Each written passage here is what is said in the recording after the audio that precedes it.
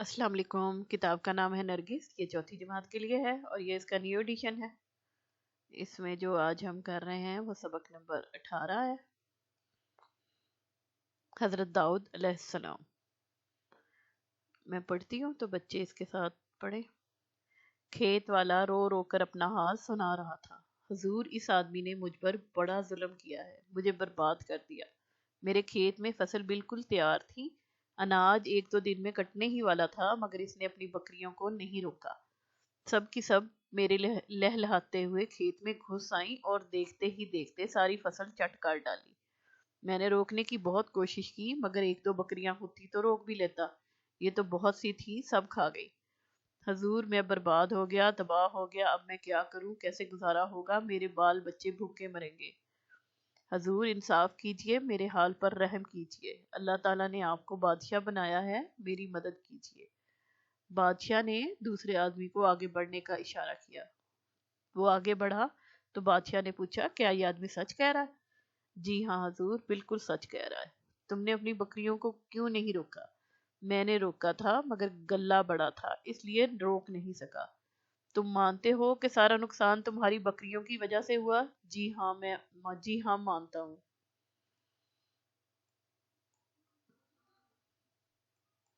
बादशाह ने दोनों आदमियों को गौर से देखा, फिर कुछ सोचा, फिर ऐसा ऐसा कहा, बकरियों के गल्ले की कीमत इतनी ही मालूम होती है जितना खेत वाले का नुकसान हुआ है। इसलिए बकरियों का गल्ला खेत वाले को दे दिया जाए, ताकि उसे कोई नुकसान ना हो और लापरवाही बरतने वाले को सजा भी मिल जाए। बादशाह ने ये फैसला सुनाकर उस लड़के की तरफ देखा जो उसके पास ही बैठा था। 11-12 बरस का ये लड़का बादशाह का बेटा था।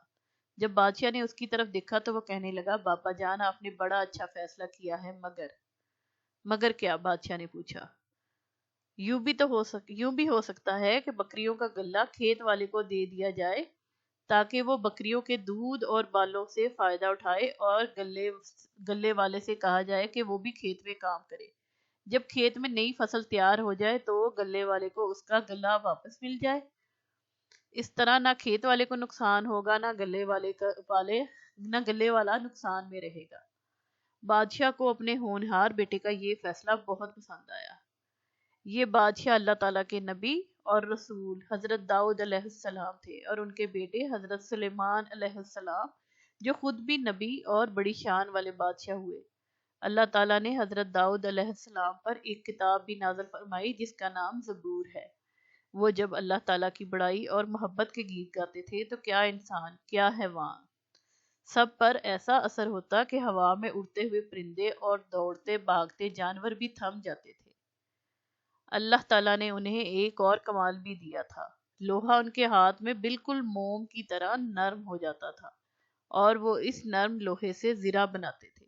ज़िरा लोहे का लिबास होता है जिस पर तलवार या तीर का असर नहीं होता। इसे जंग में दुश्मन के हमले से बचाव के लिए पहना जाता था। हजरत दाऊद अलैहिस्सलाम की बादशाहत शाम, इराक, फलस्तीन और आसपास के तमाम इलाकों में फैली हुई थी। हवाला कसुल कुरान इब्ने कसीर। अब इसके बाद है खास अल्फाज। उसमें है हाल। हाल कहते हैं किस्सा, माजरा या कैफियत जो सुनाई जाए, और वैसे हाल जो गुजर रहा होता है उसको भी हाल कहते हैं। लहलहाते, लहलहाते का मतलब झूमते हुए। गल्ला, ये बकरियों का रेवड़ होता है, इसको बहुत सारी बकरियां जहाँ इकट्ठी होती है उसको गल्ला बोलते हैं। लापरवाही, तो परवाह ना करना। होनहार, जो ज़हीन समझदार हो उसको होनहार बोलते हैं। ज़िरा, ज़िरा होती है ये एक ऐसा कुर्ते की तरह होता है जो सुराखदार होता है और ये लोहे का बना होता है, ताकि जो दूसरे की तलवार या जो तीर वगैरह वो इस पे काम ना करे और इंसान को जिस्मानी तौर पे नुकसान ना पहुंचे। ज़ुबानी सवालात हैं। अदल व इंसाफ किसे कहते हैं? अदल व इंसाफ कहते हैं कि कोई मुश्किल मामला हो तो उसमें अ, दूसरे लोगों के भी हक को नज़रअंदाज ना किया जाए और बराबरी का रखा जाए, तवाज़ुन कायम किया जाए। जैसे कि कोई अगर खाने पीने की चीज़, या आप बच्चे हैं तो उस हिसाब से ही देख लें, یا اگر کوئی دوسرا بچہ دوسرے کی چیز چھین لیتا ہے تو آپ ان کو اس کی چیز واپس لوٹاتے ہیں. ایسے عدل و انصاف ہوتا ہے. عدل و انصاف سے کام لینا کیوں ضروری ہے؟ تاکہ معاشرے میں کوئی بگاڑ یا برائیاں نہ پیدا ہوں. عدل و انصاف سے جو ہوتا ہے نا، معاشرے میں سکون اور اطمینان رہتا ہے، اور اس سے جو ہے برائیوں کو اتنا زیادہ وہ لوگ برائیوں سے بچتے ہیں، کیونکہ ان کو پھر اس کا حساب دینا پڑتا ہے. تو اس لیے معاشرے میں بگاڑ سے بچنے کے لیے عدل و انصاف ضروری ہے. کیا آپ اپنے معاملات میں عدل و انصاف سے کام لیتے ہیں؟ کوئی ایک مثال دیجیے. تو بچے موسٹلی، اتنے چھوٹے بچے تو کوئی خیر ان کو اتنا بڑا معاملہ نہیں ہوتا ہوگا، لیکن اگر آپ کی کوئی چیز ہے جو کسی کے پاس ہے، یا کوئی آپ کا دوست آپ سے پوچھے بغیر لیتا ہے، تو آپ اس کو ایک دوسرے کے ساتھ واپس کریں. اور اسی طرح اگر آپ کا پاس کھانا ہے اور آپ کے دوسرے بہن بھائی بھی ہیں، تو آپ ان کو برابر بانٹ کے تاکہ باقیوں کو بھی ملے. تو اس طرح کی چھوٹی چھوٹی چیزوں میں ہی عدل و انصاف ہوتا ہوگا، کیونکہ اتنی چھوٹی عمر میں کوئی خاص بڑے معاملات ہوتے نہیں. آگے مشق پر آ جائیں. تو یہ ہے، پڑھیے. سبق کی درست تلفظ سے بلند خوانی کیجیے. ہر طالب علم باری باری چند سطور پڑھے. تو بچے بار بار اس کو پڑھیں گے، تھوڑے تھوڑے لائنیں پڑھیں گے تو کچھ ان کو باقی بچے سنیں گے، ان کو سمجھ بھی آئے گی، اور آگے جو ہے یہ مشق میں بھی آسانی ہو جائے گی. سبق میں دیے گئے خاص الفاظ کی معنی کتاب میں دی گئی فرہنگ سے دیکھ کر کاپی میں نقل کیجیے. تو آخر میں لکھے ہوئے ہیں الفاظ اور ان کے معنی، ویسے میں نے بتایا بھی، آپ لکھ لیں. معروضی سوالات ہیں. ایک، درست جواب کے دائرے کو پینسل سے بھریے اور خالی جگہ میں لکھیے. پہلا تھا، کون روک روک کر اپنا حال سنا رہا تھا؟ بکری والا، نہیں، کھیت والا. کھیت والا رو رو کر اپنا حال سنا رہا تھا. تو یہاں پہ اس کھیت کو کلر کر کے یہاں پہ کھیت لکھ دیں گے. بکریوں کا گلہ لہلہاتے کھیت میں گھس گیا تھا. لہلہاتے کو کر کے کلر، اور یہاں پہ آپ نے لہلہاتے لکھ دینا ہے. حضرت داؤد علیہ السلام لوہے سے زیرہ بناتے تھے. زیرہ، یہ اس کو ہم کلر کریں گے اور یہاں پہ زیرہ لکھ دیں گے.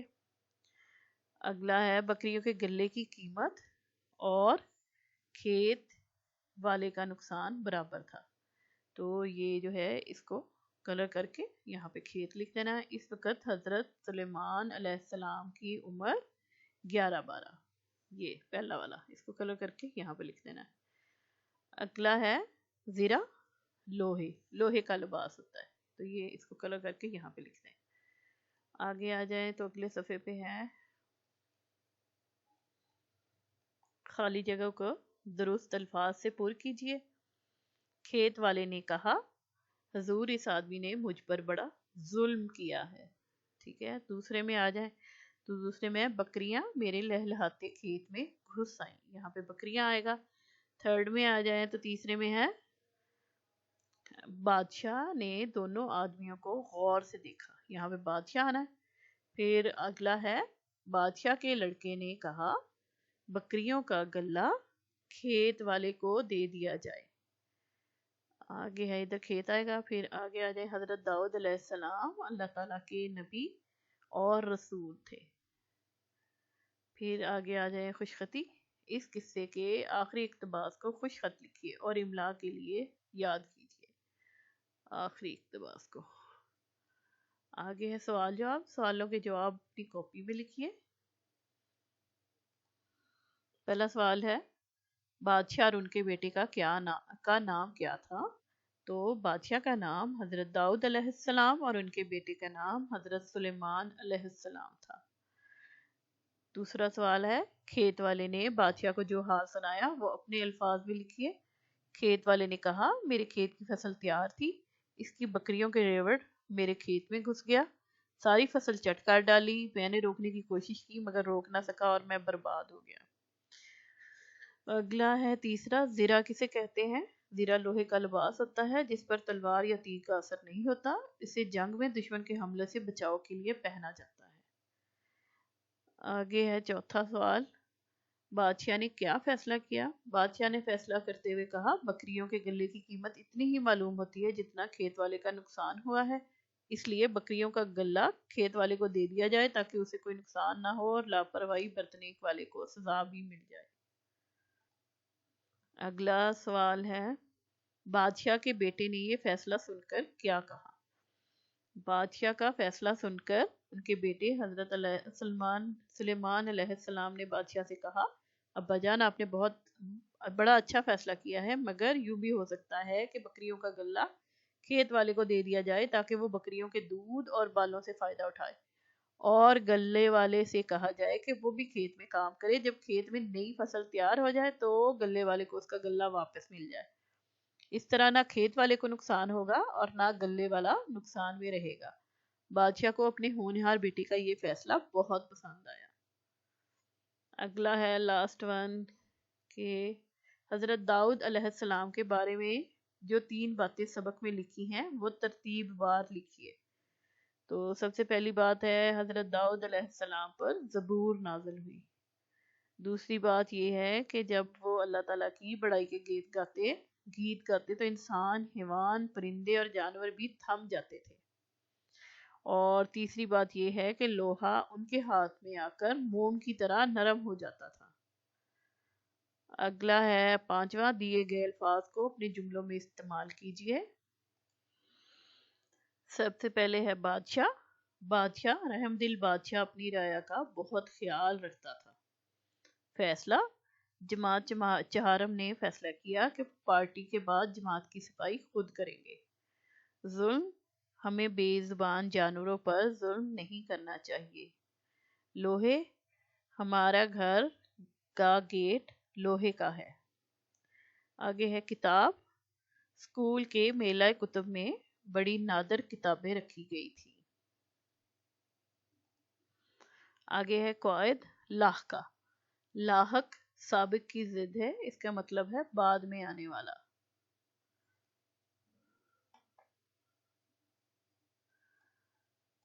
مرکب الفاظ بناتے وقت جو لفظ کسی لفظ کے بعد لگایا جائے اسے لاحقہ کہتے ہیں۔ مثلا دار، زوردار، جاندار، وفادار۔ نمبر 6، دیے گئے لاحقوں کے ساتھ مناسب الفاظ لگا کر نئے الفاظ بنائیے۔ لاحقے، دان، پسند اور ساز، یہ جیسے سائنسدان، جیسے ناپسند، جیسے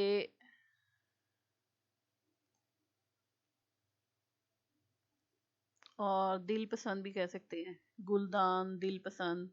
اسی طرح ساز کے ساتھ جلد ساز، گھڑی ساز، یا ناساز بھی ہے، اس میں ناساز جو ہے وہ طبیعت خراب ہونے کو کہتے ہیں ناساز۔ اچھا جی، الفاظ، دل، جلد، پان، آرام، گھڑی، گل، تو ہم نے ان کو لگانا تھا۔ یہ جبکہ میں نے اوپر ہی پڑھا، میں نے نیچے کا دھیان نہیں دیا، تو ان کے ساتھ بنانا تھا، ٹھیک ہے، جیسے گلدان بن گیا، ٹھیک ہے۔ اسی طرح یہاں سے جہاں سے پان لے کے پاندان بن گیا، اسی طرح جلد ساز بن گیا، اور دل پسند بن گیا، آرام پسند بھی بن گیا، اور آگے گلدان بھی ہو گیا ہوا ہے، گھڑی ساز، ٹھیک ہے۔ اگلا ہے 7، دیے گئے الفاظ کو الف بائی ترتیب سے لکھیے اور کسی اردو لغت سے ان کے معنی تلاش کر کے لکھیے۔ اردو لغت ہوتی ہیں جو آپ ویسے ادھر سے بھی نیٹ سے بھی کر سکتے ہیں، یہ بکس بھی ملتی ہیں، فیروز اللغات بہت مشہور اردو لغت ہے۔ حکومت پاکستان کی اردو لغت کمپیوٹر، ٹیب یا موبائل پر ڈاؤن لوڈ کر کے بھی یہ کام کیا جا سکتا ہے۔ آن لائن بھی آپ کو کافی مل جائیں گی۔ جیسے ظلم ہے، اس کا مطلب دیکھنا ہے برباد، فصل گلہ، ہونہار، ذرہ، غور، اور اس کی ترتیب ایسے آنی ہے جیسے یہ پہلے برباد آئے گا، الف سے کچھ نہیں ہے، بے سے یہ ہے برباد، پھر پے تے ٹے سے کچھ بھی نہیں ہے، جیم چے ہے، خے دال ڈال زال، یہ رہا زیرہ، زال ریڑے زے، زیرہ، ٹھیک ہے۔ ایسے کر کے نا آپ نے وہ پڑھتے جانا ہے، اور اس کے آگے جیسے پھر غور آئے گا، توئیں زوئیں، پہلے توئیں زوئیں گا ظلم، پھر عین غین، پھر فے، کاف کاف، پھر گاف، گلہ، پھر لام تو نہیں ہے، لام میم نون، پھر یہ ہونہار۔ تو ایسے یہ ترتیب بھی ہے اس میں، اس کے مطابق ان کو پہلے ترتیب سے لکھ لیں، پھر ان کے مطلب دیکھ لیں. میں بھی دیکھ کے بتا دیتی ہوں. چلے جی، اس میں سب سے پہلے برباد آئے گا. برباد کا مطلب ہے تباہ، غارت ہو جانا. پھر اس کے بعد آئے گا زیرہ، تو جو جنگ میں پہنی جاتی ہے وہ قمیض. اور پھر اس کے بعد آئے گا ظلم. ظلم کا مطلب ناانصافی، زیادتی. آگے آئے گا غور، فکر، توجہ کرنا، غور کرنا، فکر کرنا. آگے ہے فصل، تو کھیتی یا جو فصل اگائی جاتی ہے اس کو کھیتی، کھیت بھی کہہ سکتے ہیں، کھیتی بھی کہہ سکتے ہیں. آگے ہے غلہ، تو غلہ جو ہے بکریوں کا ریوڑ کو غلہ کہا جاتا ہے. اسی طرح ہونہار ہے جو لائق اور سمجھدار، اس کا پہلے بھی ہو گیا تھا. پھر اگلا ہے 8واں لکھنا، 61 سے 70 تک گنتی ہندسوں اور الفاظ میں لکھیے. تو ہندسے یہ ہیں اور الفاظ یہ ہیں. اس میں یہ سامنے لکھ دینا 61، 62، 63، 64، 65. اسی طرح الفاظ میں آپ لکھ دیں گے. آگے ہے 66، 67، 68، 69، 70. ٹھیک ہے، تو اس کے ادھر ہندسوں میں لکھ دیں اور یہاں پہ الفاظ میں لکھ دیں. آگے ہے سرگرمی. قرآن مجید میں جن رسولوں پر کتابیں نازل ہونے کا ذکر ہے ان کے اور ان کی کتابوں کے نام معلوم کر کے لکھیے. عدل و انصاف سے متعلق کوئی اور تاریخی واقعہ انٹرنیٹ، کتب یا رسائل میں سے تلاش کیجیے اور جماعت میں سنائیے. تو یہ ایکٹیویٹی ہے، یہ کلاس میں کروائی جائے. اور اس کے ویسے آپ انٹرنیٹ سے بھی اس کے بارے میں ساری انفارمیشن لے سکتے ہیں. تو یہ آج کا سبق ہمارا یہاں پہ کمپلیٹ ہو گیا. اگلا سبق ہم اگلی ویڈیو میں کریں گے.